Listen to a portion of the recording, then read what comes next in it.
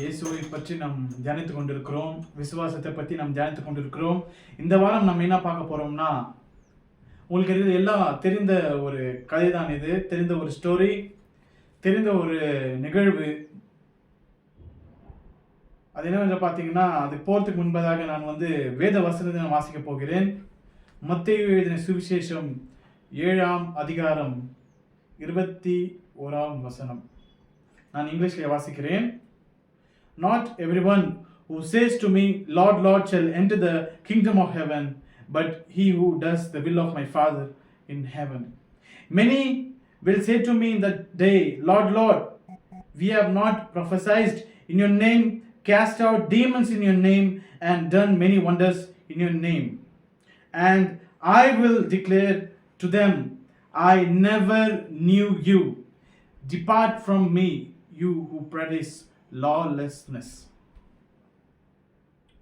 எனக்கு அன்பான தேவ ஜனமே, இந்த வசனம் என்ன சொல்கிறது என்று நீங்க பார்த்தீங்கன்னா, ஆண்டவர் மிக தெளிவாக சொல்கிறார்.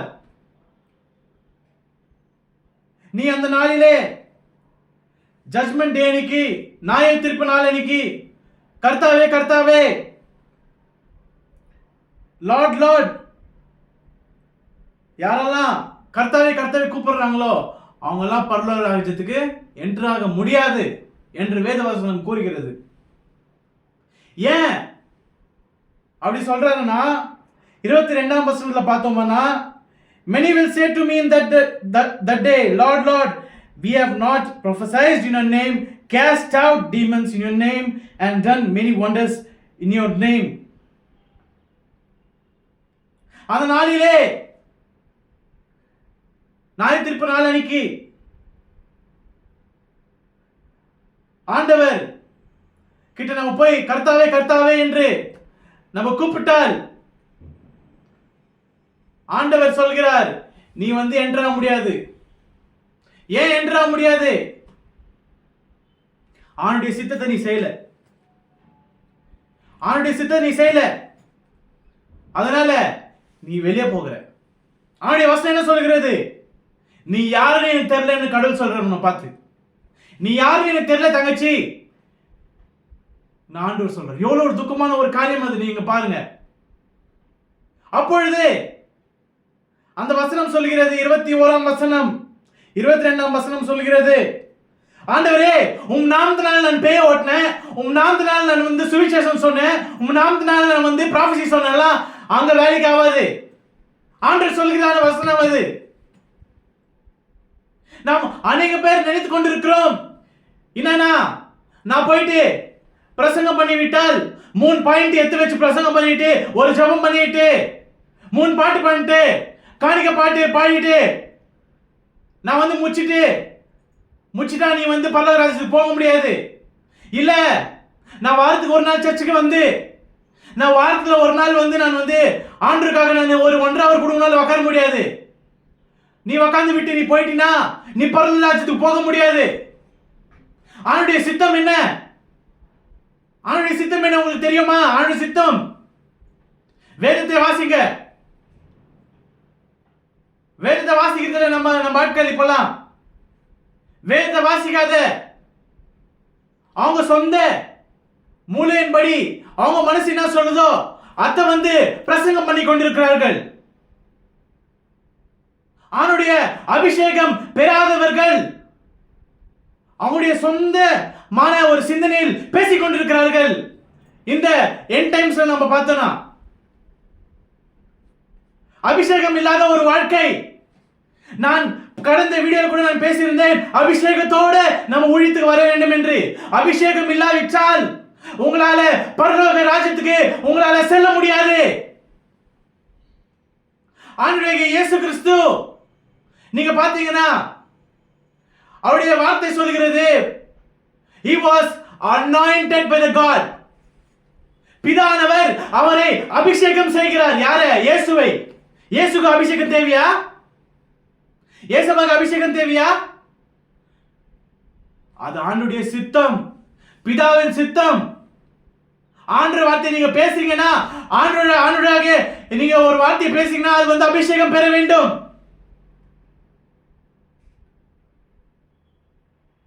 இப்போ நம்ம இந்த வசனத்தை என்ன பார்க்கிறோம்? அந்த நாளிலே கர்த்தாவே கர்த்தாவே என்று நீ கூப்பிட்டால் நீ யாருன்னு எனக்கு தெரியல நீ ஆண்டவர் சொல்லி விடுவார் உங்களை பார்த்து. ஏன் அப்படி சொல்லுகிறார்? இனத்தினால அந்த வசனம் அப்படி சொல்லுகிறதுனா, ஆண்டவர் சொல்லுகிறார்னா உங்களுடைய சிந்தனை படி நீங்க வாழ்ந்து கொண்டிருக்கிறீர்கள். உங்களுடைய சிந்தனை, உங்களுடைய படிப்பு, உங்களுடைய ஞானம், அதன்படி நீங்க நடந்து கொண்டிருக்கிறீர்கள்.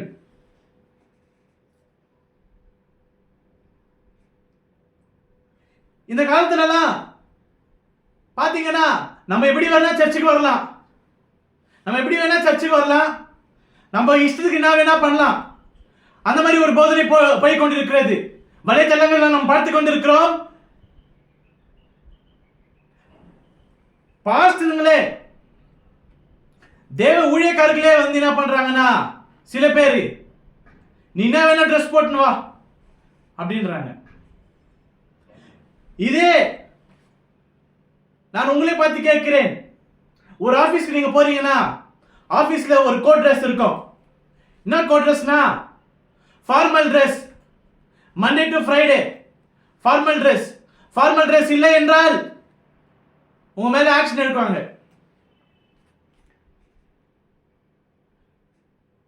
அப்போ நீ ஆபீஸ்க்கு பயப்படுற, உலகத்துக்கு பயப்படுற.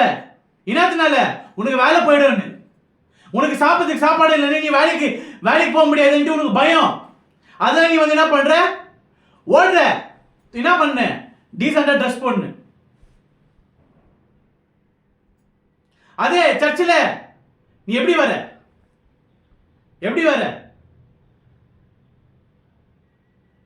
ட்ரெஸ்ல ஒழுக்கம்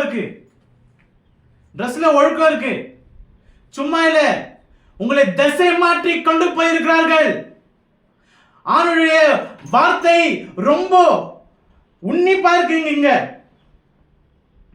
அவனுடைய விசுவாசம் இல்லாத இருந்தால், ஒரு ஒழுக்கம் இல்லாத இருந்தால் நீ எங்க போவ? பாதாளத்துக்கு போவ. ஆண்டவர் என் பாவத்துக்காக மரித்தாரு, நான் இப்போ ஒரு நீதிமான், அதுக்காக நீ என்ன வேணா பண்ணுவியா? ஒருத்தர் நான் பார்த்தேன், அவர் வீடியோ என்ன சொல்றாருன்னா, நான் ட்ரெஸ் இவ்வளோ போடுறேன், நீ அத்தை பாக்குற, நீ வந்து தேவ பிரசனத்தை பாரு அப்படின்னு. நீ போயிட்டு உன் பையனுக்கு சொல்லிக் கொடுக்க அந்த மாதிரி புத்தி, போயிட்டு உன் பையனுக்கு சொல்லிக் கொடுக்க அந்த மாதிரி புத்தி, மக்களுக்கு சொல்லிக் கொடுக்காத அந்த மாதிரி புத்தி, போயிட்டு உன் வீட்டில் இருக்கிற யாருக்குன்னா சொல்லிக் கொடு. ஒரு ஒழுக்கம் இல்லாத ஒரு போதனை வந்து கொண்டிருக்கிறது இந்த நாட்களில். ஒரு தேவ பக்தி இல்லாத ஒரு போதனை வந்து கொண்டிருக்கிறது. நான் என்ன வேணா பண்ணலாம் அப்படின்னு. அப்படிலாம் இல்லை. என்ன வேணா பண்ணலாம். ஒரு ஆபீஸ்க்கு ஒரு ரூல் இருக்கு, அது நீ வந்து கீழ்ப்படிஞ்சு நீ போற. ஆனால் இயேசு சொல்கிறதான வார்த்தையின்படி உன்னாலே வர முடியல. ஒரு நாள் உன்னாலே வர முடியல. சண்டே உன்னால ஒழுக்கமா வர முடியாதா? உனக்கு ட்ரெஸ்ஸே இல்லையா? நீ வெளியே எப்படின்னா போட்டுன்னு போ. ஆணுடைய பிரசித்தில வர சொல்லோ, பயபக்தியா வந்து உக்காரு. அந்த நாட்களிலே மோசே காலத்திலே ஆணுடைய அபிஷேகப்பட்டவர்கள் ஊழியம் செய்கிற ஒன்றே தான் அந்த பரிசுத்த ஆலயத்தில் போக முடியும். இன்னைக்கு ஆண்டவர் உனக்கும் எனக்கும் அவருடைய ரத்தத்தாலே அவர் என்னை மீட்டெடுத்திருக்கிறார், உன்னை மீட்டெடுத்திருக்கிறார். அதனால தான் நீ சபையில நீ உட்கார்ற. அவனுடைய ரத்தம் அது. அவனுடைய ரத்தத்தால உன்னை மீட்டெடுத்திருக்கிறார். அதனால தான் இன்னைக்கு சபையில நீ எல்லாருமே உட்கார்ற. நீ எங்க வேணா புல்பீட்டு போயிட்டு வர. ஆனா அப்பெல்லாம் அந்த காலத்துல அப்படி கிடையாது. அவனுடைய தேவ மனுஷன் தான் அங்க உள்ள போக முடியும். பரிசுத்த ஸ்தலத்துக்கு அவனுடைய அபிஷேகம் பட்டு ஊழியக்காரன் ஒண்டி தான் உள்ள போக முடியும். ஆனால் உன்னையும் என்னும் ஆண்டவர் மீட்டெடுத்திருக்கிறார். அந்த விசுவாசம் உனக்கு இல்ல, அந்த பயம் உனக்கு இல்ல. நீ வந்து என்ன பண்ற? நான் என்ன வேணா பண்ணலாம், நீ பேசிக்கொண்டிருக்கிற. ஆனால் அவனுடைய வார்த்தை சொல்லுகிறது, நீ வந்து கர்த்தாவே என்னை கூப்பிட்டால் நீ வந்து நீ யாரையும் தெரியல ஆண்டவர் சொல்லுகிறார். நீ நாமத்தால நீ வந்து பேய்கள் ஓட்டி இருக்கலாம், சுவிசேஷம் சொல்லியிருக்கலாம், என்ன வேணா பண்ணிருக்கலாம். ஆனா அவனுடைய சித்தத்தை நீ பண்ணாவிட்டால் நீ போகிறது பாதாளத்துக்கு, பரலோகத்துக்கு கிடையாது. அவனுடைய சித்தம் என்ன? இயேசுவை நம்புறது. இயேசுவை நம்பணும், அதான் அவனுடைய சித்தம். பிதாவின் சித்தம் இயேசுவை நம்புறதுதான் பிதாவின் சித்தம். அவனுடைய வார்த்தை சொல்லுகிறது, இயேசுவை நம்புவோர் ஒருபோதும் பாதாளுக்கு போக மாட்டாங்க. யாரும் இயேசுவை நம்புறவர்கள், உண்மையாக விசுவாசம் இருக்கிறவர்கள் அவங்க மரித்து போக மாட்டாங்க. அவங்க ஜீவனோட இயேசு கிறிஸ்து கூட இருக்காங்க. ஒரு ட்ரெயினுக்கு நீ 5 மணினா 6 மணிக்கு போய் உட்காந்துடுற. அதே ஒரு 9 மணிக்கு சர்ச்சுனா நீ வருது 10 மணிக்கு. ஏன்? உன் ட்ரெஸ் பார்க்கணும் எல்லாரும், உன் நகைங்களை பார்க்கணும் எல்லாரும்.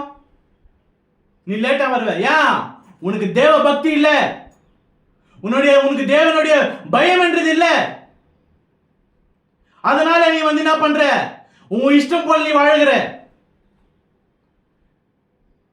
சபையிலே ஊழியக்கார் பிரசங்கம் பண்ணி கொண்டிருந்தால் சில பல ஆர்கனைசேஷன் இருக்கிறது.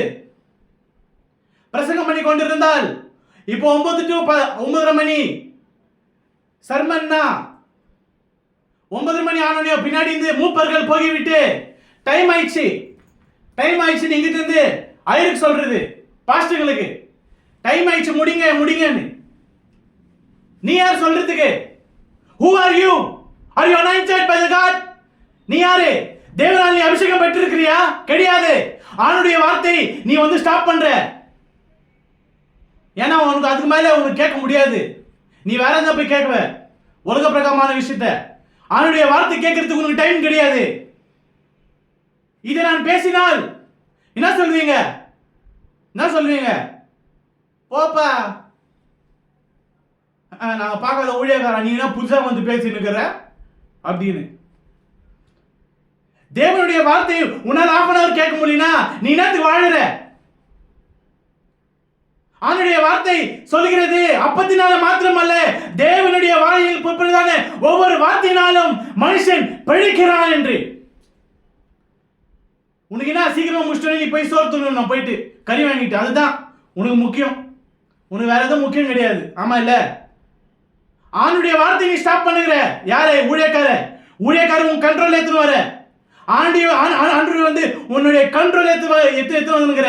ஆனா ஆண்டவர் ஒரு நாள் உனக்கு வந்து டேட் குடிச்சிடறாரு. இந்த மாதிரினா நீ மேல வர போறப்பா என் கூட, ஆனா வந்தாலும் நீ என் கூட வர மாட்டே, நீ பாதாளத்துக்கு போக போற அப்படின்னு. அதுதான் இந்த வேத வசனம் குறிப்பிடுகிறது. மத்தேயு 7:21 நீங்க வாசித்தீங்கன்னா உங்களுக்கு மிக தெளிவாக ஆண்டவர் சொல்லுகிறார். ஆண்டவர் 23வது வசனத்தை நான் வாசிக்கிறேன். And then I will declare to them, I never knew you. Depart from me, who you practice lawlessness. Depart from me. என்னை விட்டு அகன்று போ, நீ யாருன்னு எனக்கு தெரியலன்றாரு. அப்போ நீ இத்தனை பட்ட கஷ்டம், இத்தனை நீ ஆண்டுக்காக இந்த தியாகம், அதெல்லாம் வேஸ்டா? இனத்துல நீ எழுந்து போற பரலோக ராஜ்யத்தை, நீ நித்திய ஜீவன் இனத்துல எழுந்து போற. உன்னுடைய சிந்தனைனால நீ வந்து எழுந்து போற. நான் எப்படி வேணாக்கலாம் உன்னுடைய சிந்தனை, உன் ஞானத்தை வந்து சபையிலையும் மற்றவங்களுக்கு நீ போதிக்காத. ஆண்டவர் உண்மையா பைபிள் நான் சொல்கிற அத்த போதி. ஊழியக்காரனுக்கு கீழ்ப்படி ஃபர்ஸ்ட். ஊழியக்காரனுக்கு கீழ்ப்படியாத ஒரு ஆத்மாவும் எங்க போற? நீ திசை மாதிரி வெளியே போற. ஆண்டு கீழ்ப்படியாத மனுஷன் வந்து அவன் வந்து ஒரு கிறிஸ்தவனே கிடையாது. நீ ஊழியக்காரனுக்கு மரியாதை தெரியாதவன் நீ வந்து ஊழியத்துக்கு நீ வர முடியாது. ஒரு ஊழியக்காரனுக்கு நீ ரெஸ்பெக்ட் பண்ணீங்கன்னா நீ வந்து நீ ஊழியத்துக்கு வந்துட்டு பிறகு உன்னை யாரும் ரெஸ்பெக்ட் பண்ண மாட்டாங்க. ஊழியக்காரனுக்கு நீ ஃபர்ஸ்ட் ரெஸ்பெக்ட் பண்ணு. ஊழியம் என்பது சும்மா இல்லை. நாம ஒன்னும் இங்க வந்து டான்ஸ் ஆடல. ஆண்டுக்காக உண்மையா நிக்கிறதுக்காக ஊழியத்துக்கு வந்திருக்கிறோம். சும்மா இல்ல. நான் எங்களுக்கு வேலை கொடுத்து இருந்திருக்கோம். நான் வெளியே இப்ப வேற எதாவது வேலை போய் செய்தா பல ஆயிரங்கள் வாங்கலாம். ஆனால் ஆண்டுடைய ஊழியத்துக்கு உண்மையாக வந்திருக்கிறோம். சில பல ஊழியக்கார போதனையினால, சில பல மூப்பர்களால கிறிஸ்தவனுக்கு கெட்ட பேர் வருகிறது.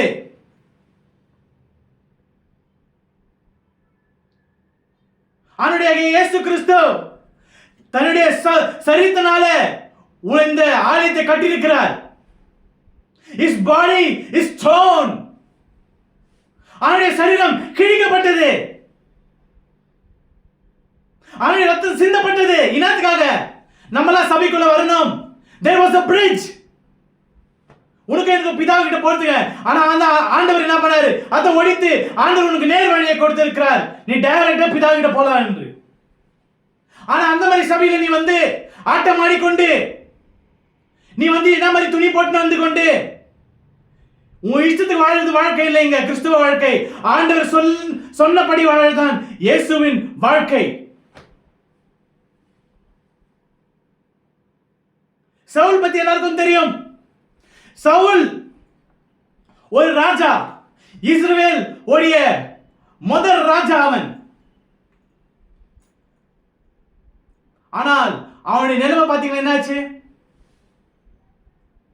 ஆண்டவருடைய வார்த்தை அவன் கீழ்ப்படியாதனால் அவன் அபிஷேகத்தை எழுந்து போகிறான்.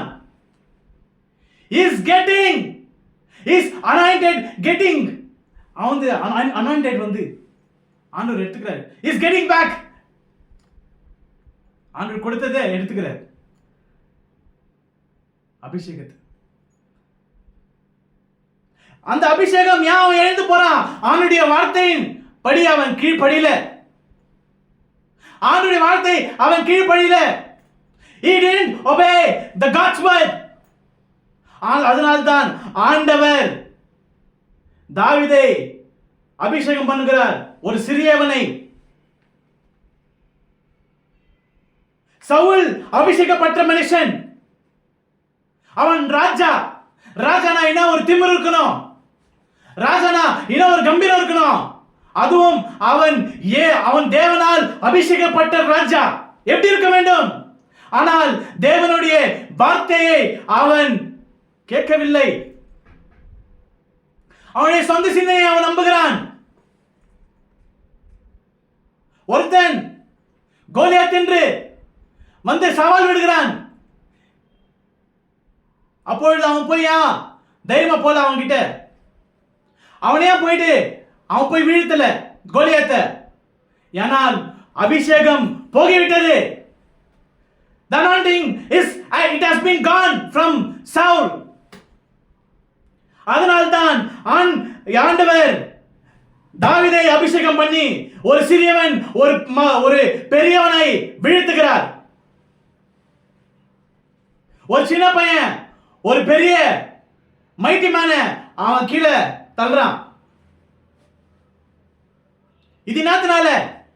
அவனுடைய அபிஷேகத்தை நீ எழுந்து போற, அவனுடைய வார்த்தை நீ கேட்காத நீ எழுந்து போற, அவனுடைய வசந்த மேல உனக்கு பயப்படாத நீ எழுந்து போற. அபிஷேகம் இல்லாத நீ ஊழியம் பண்ணி கொண்டிருந்தால் அந்த ஊழியம் லாஸ்ட்ல எங்க போகுதுன்னா பாதாளத்துக்கு போகுது.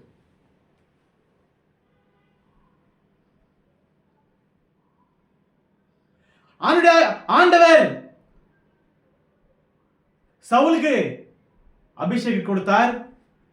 அவர் அவனை ராஜாவாக மாற்றினார். ஆனால் என்ன ஆயிடுச்சு? அவன் ஆண்டவருடைய வார்த்தையை அவன் கேட்காமல் மதிக்காமல் அவன் அபிஷேகத்தை எழுந்து போகிறான். தாவீது ஒரு சிறியவன், ஆண்டவர் அபிஷேகம் பண்ணி அவனை ராஜாவாக்கிறார். ஏன்? நீ ஆண்டவர் வார்த்தை கேட்கல, உணர்த்தன ஆண்டு ஊழியத்துக்காக நான் பயன்படுத்துறேன். இன்னைக்கு நம்ம நினைத்து கொண்டிருக்கலாம், நான் இந்த சபையில் இல்லைனா எப்படி ஊழியம் நடக்கும்? நான் இந்த இடத்துல மியூசிக் வாசிக்கலனா இந்த இடத்துல யார் மியூசிக் வாசிக்க போறாங்க? இந்த சர்ச்சுக்கு நான் காணிக்கைகளை வேற யார் கொடுக்க போறாங்க அப்படின்னு நீ நினைத்து கொண்டிருக்கலாம். ஆண்டவர் நீ இல்லைனா உன்னோட 10 மடங்கான ஜனத்தை ஆண்டவர் சபையில கொண்டு வரதுக்கு அவர் வல்லவராக இருக்கிறார். நீ நினைத்து கொண்டிருக்கலாம் நான் பெரியவன் என்று. நீ பெரியவன் கிடையாது, நீ சிறியவன். உன்னுடைய ரோல் என்ன நீ தெரிஞ்சுக்க. சபையில உங்களுடைய ரோல் என்ன தெரிஞ்சுக்கங்க. உலகத்துல நம்ம இந்த உலக பிரகாரமான இந்த ஒரு ஆசைய பந்தாபாஸ்துக்காக நம்ம வாழவில்லை. ஆண்டுடைய இயேசு கிறிஸ்து உனக்காகவும் எனக்காகவும் மரித்தது தானே, அதுக்காகத்தான் நம்ம வாழ்ந்து கொண்டிருக்கிறோம். ஆண்டவர் செய்த அந்த தியாகத்துக்காக தான் நம்ம வாழ்ந்து கொண்டு இங்கிருந்து நம்ம முடிவு இந்த உலகத்திலே கிடையாது, நம்ம பரலோக ராஜ்யத்துக்கு போக போறோம். அதுதான் நம்மளுக்கு முடிவு. பரலோக ராஜ்யம் தான் நம்மளுக்கு முடிவு. இயேசு கிறிஸ்துவை நம்பாதவர்களுக்கு இந்த உலகத்தான் முடிவு. இயேசுவை நம்பினதான ஒருத்தரும் பரலோக ராஜ்யத்துக்கு போக போகிறாங்க. ஆனால் ஆணுடைய சித்தப்படி நீங்க வாழ வேண்டும். என்ன ஆணுடைய சித்தம்? ஆணுடைய சித்தம் என்ன? இயேசு கிறிஸ்துவை நம்பணும். அதுதான் ஆணுடைய சித்தம். பிதாவின் சித்தம் இயேசு கிறிஸ்துவை நம்ப வேண்டும் என்று. நீங்க உங்க தாட்சை நம்பாதீங்க. உங்க சிந்தனை நம்பி நீங்க இத்தனை நாள் காலம் நீங்க திசை மாறி போயிருந்தாலாம் விட்டுருங்க. இன்னிலிருந்து ஆணுடைய மேல உங்க விசுவாசத்தை வைங்க. ஆணுடைய சிந்தனையை நீங்க நம்புங்க. உங்களுக்கு பரலோக ராஜ்யம் வேணும்னா இயேசுவை நம்புங்க. உங்களுக்கு பாதாளம் வேணும்னா உங்க சிந்தனையை நீங்க நம்புங்க. ஆமென்.